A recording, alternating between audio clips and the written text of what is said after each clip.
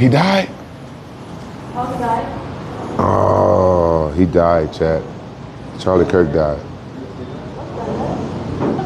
So I hope that guy that killed him gets like, well, life. He's old, so life is not long. So the chair.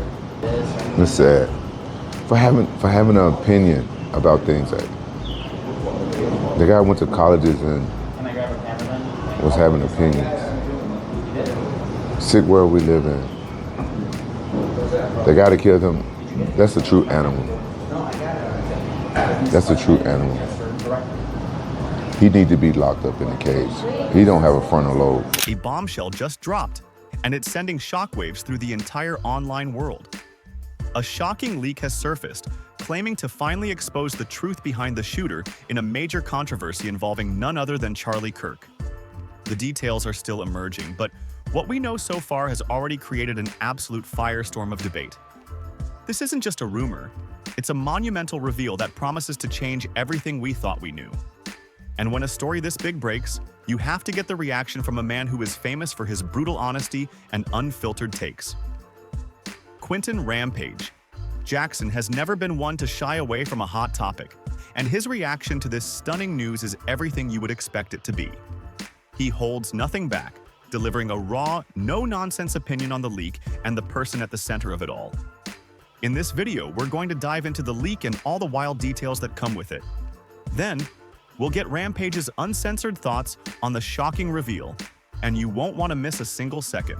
The truth is finally coming out, and Rampage is here to react to it. On a recent episode of his podcast, The Joe Rogan Experience, Joe Rogan reacted to the tragic shooting of conservative activist Charlie Kirk at Utah Valley University. The conversation was particularly emotional, as Rogan and his guest, Charlie Sheen, were informed of the news during the live taping. Rogan expressed shock and concern over the incident, stating that Kirk was not a violent person and didn't deserve to die, regardless of whether people agree with his views. He highlighted that while he himself has disagreed with some of Kirk's stances, it is unacceptable to celebrate or encourage violence against anyone for their opinions. He also voiced broader concerns about the increasing political violence in the U.S. and the potential for such attacks to become flashpoints that could ignite a larger, more violent conflict. Rogan noted the surreal nature of the event and drew parallels to the recent near-miss shooting of Donald Trump, citing these back-to-back incidents as alarming signs of a dangerous trend in society. He stressed the importance of civil discourse, warning that if people can't have conversations, things are going to get much worse. So this just happened. We just found out that Charlie Kirk got shot. Is he dead? No, I don't think so. That's what was just One of the guys out there just said it was spoken confirmed that he's dead. in the lobby was just I was looking. I've been looking. I haven't seen anything that said confirmed. Whoa. murder for having a different opinion from somebody else. Yeah. So were you saying that MSNBC had a crazy take on it? You found it? All right, here. Put it. It's only 10 seconds. Crazy take. Like it might not have been someone assassinating someone for the wrong opinion. Well, why does something like that have to be spun? Their ideology. No, I know, but I'm just saying it's like... I mean, they want to try to pin it on a Trump supporter with a crazy Trump supporter with a gun. Right. Going wacky.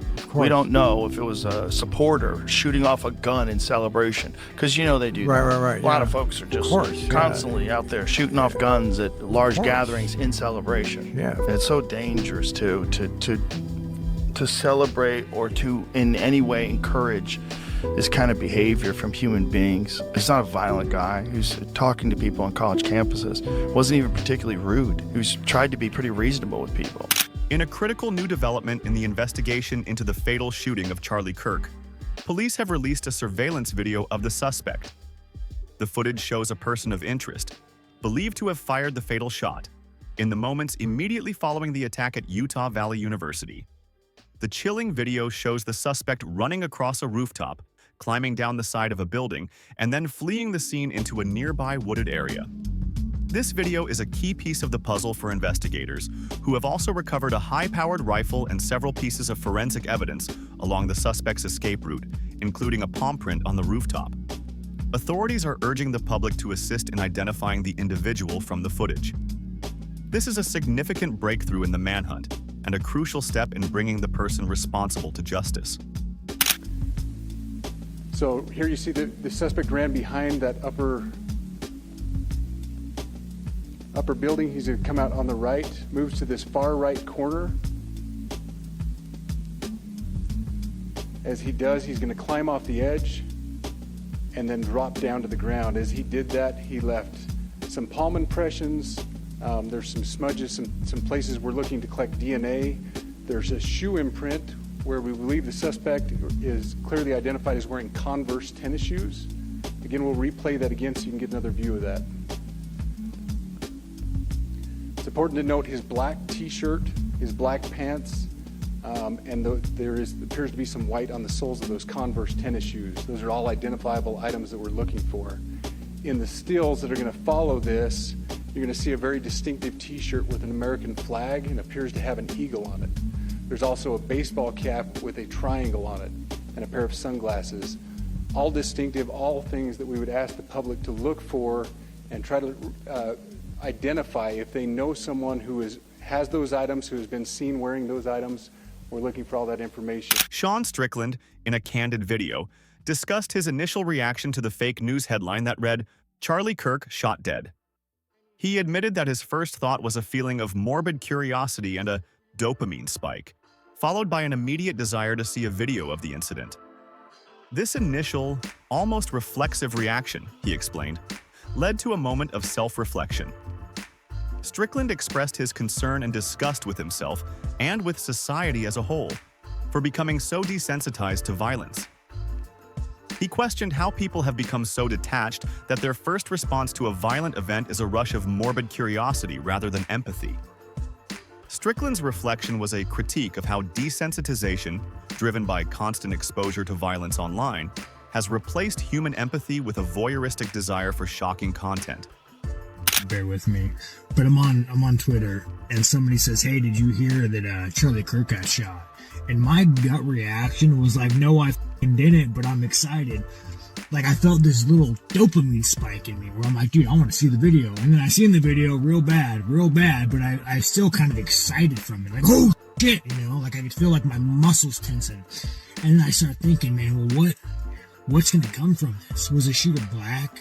Was it a liberal? Am I going to get more fun? Am I going to get more violence? Let's burn this motherfucker down. I need some excitement. And then you start thinking, man, like, how the fuck did I become such a sociopath? Like, how am I so disattached from human beings? When people walk down the street, I don't even see people. I just see potential threats and problems. And then I think about, like, this is the last news cycle. We watched a girl get stabbed, murdered on a subway. We're watching little kids get pulled out of buildings because maybe somebody launched a rocket off of it. I don't know why. But we are so desensitized and we're such sociopaths. It's kind of sad. I was walking through a park and there was a homeless guy with a dog, and the dog had a tennis ball in his mouth and dropped it at my feet. And like it was terrible. I wanted to get the homeless guy and take his dog home. It's like the saddest thing I've seen all day. And I just watched a man get murdered, and that was exciting. And I have to ask myself, like, how did we become a generation of sociopaths? And then I think about the 90s, and I think about the early 2000s, I think about the second Iraq War, and I think about how the government, linked up with video games to make Call of Duty, and we would stay up until fucking all hours of the night with our friends shooting each other. Guns are cool, war is cool, death is cool. And like slowly, they just manipulated us to be sociopathic consumers, and the only thing we want is stuff and things. And it's so sad that we let these people ruin America, and it's like taking the soul from us. They took God from us. They've taken everything from us. And we're just mindless sociopathic consumers. I don't know how to fix it, but I don't know, man. Following the news of Charlie Kirk's death, a video from Bryce Mitchell emerged in which he reacted to the event. In the video, Mitchell expresses his sadness over Kirk's passing, particularly for his wife and kids. He praises Kirk as a brave Christian who was the opposite of a coward and who died for freedom of speech. However, the video then takes a dramatic and controversial turn.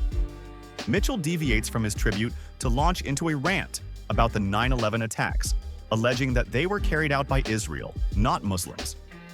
He goes on to express his love for Muslims and claims that Israel, which he refers to as the synagogue of Satan, as per his interpretation of Revelation, is responsible for a variety of evils, including the events at Epstein's Island. He states that Israel hates Jesus Christ and that the country is full of corrupted evil bastards who have blackmailed politicians. Mitchell's comments drew widespread condemnation for their anti-Semitic nature and the promotion of conspiracy theories. Released a video reacting to the news of Charlie Kirk's death. I'm so upset about Charlie Kirk's passing. I can't really go to sleep right now. I keep thinking of his wife and kids. That's what gets me, because I know he wasn't in any pain. And I also know that Charlie Kirk was a extremely brave Christian, and he inspired me to make this post. He was the opposite of a coward. He said everything he believed and made it be known to people because he loved our country, America, that's going to shit every single day. And let me tell you something about 9/11. Ain't no Muslims did 9/11. 9/11 was done by Israel, the same people that raped those kids on Epstein's Island. All of y'all can go to hell. Israel hates Jesus Christ. They hate Jesus Christ. The nation of Israel hates Jesus Christ. They fit the description of Revelation 2:9 and 3:9, the synagogue of Satan. The nation state of Israel is the synagogue of Satan. You corrupted evil bastards. You did 9/11. You blamed it on the Muslims. Guess what? I love Muslims. You're never going to fool me. Muslims love Jesus Christ. The only people that hate Jesus are the synagogue of Satan, is Israel.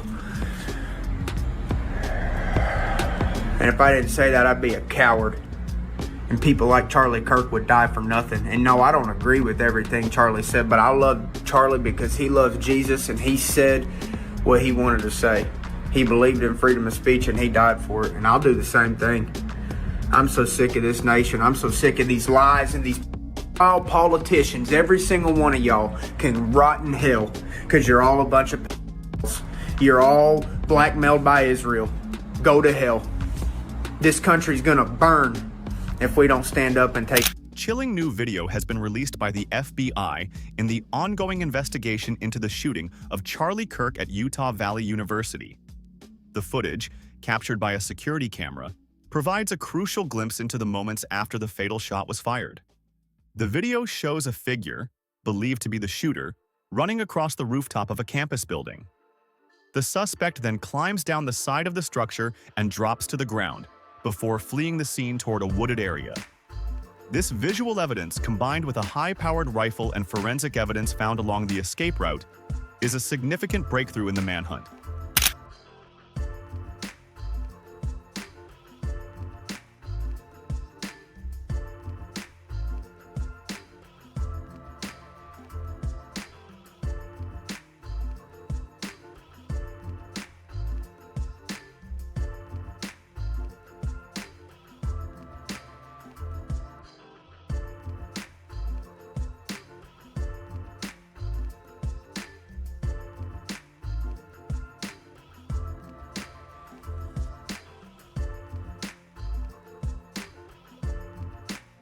There you have it. The shocking truth behind the leak and Rampage Jackson's completely unfiltered take on it all. The details surrounding this controversy are still developing, but Rampage's reaction makes one thing clear. This story is far from over. It's a reminder that in the age of viral leaks and instant reactions, what you see on the surface is just the beginning. Now we want to hear from you. What did you think of the leak and Rampage's reaction? Did the reveal surprise you? Let us know your thoughts in the comments below. Be sure to hit that like button if you found this video insightful and subscribe for more exclusive content. This is The Shock Report, and we'll see you in the next one.